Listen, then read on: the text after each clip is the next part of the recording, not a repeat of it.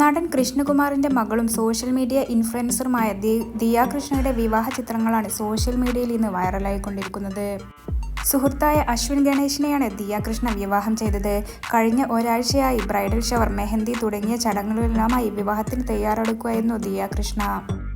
അടുത്ത ബന്ധുക്കളുടെയും സുഹൃത്തുക്കളുടെയും സാന്നിധ്യത്തിൽ രാജകീയമായിരുന്നു വിവാഹമെന്നത് പുറത്തുവന്ന ഫോട്ടോകളിൽ നിന്നും വീഡിയോകളിൽ നിന്നും വ്യക്തമാണ്.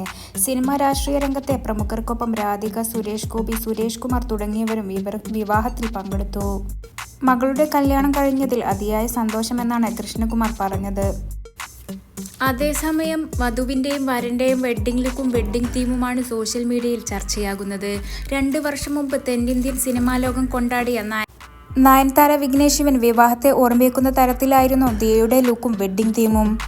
സാരിക്കൊപ്പം നയൻതാര അണിഞ്ഞതുപോലെ നെറ്റിൽ തീർത്ത നീളൻ വെയിലും ദിയ നവവധുവായി ഒരുങ്ങിയപ്പോൾ ധരിച്ചിരുന്നു. ഏറ്റവും വലിയ വിവാഹ ഫാഷൻ ട്രെൻഡുകളിൽ ഒന്നാണ് മൂടുപടത്തോടുകൂടി സാരി ധരിക്കുന്നത്. വിവാഹത്തിന് ഓവറായി ആഭരണങ്ങൾ ഇടാനുള്ള സാധ്യത കുറവാണെന്ന് ദിയ നേരത്തെ തന്നെ പറഞ്ഞിരുന്നു. അതുപോലെയാണ് ദിയ എത്തിയതും. പേസ്റ്റൽ നിറത്തിലുള്ള സാരിക്ക് ചേരുന്ന മിനിമൽ ആഭരണങ്ങൾ മാത്രമാണ് ദിയ ധരിച്ചത്.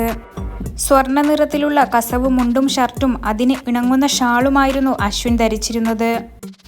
വിവാഹ വേദി പോലും നയൻതാര വിക്കി വെഡ്ഡിംഗ് തീമിന് സമാനമായിരുന്നു.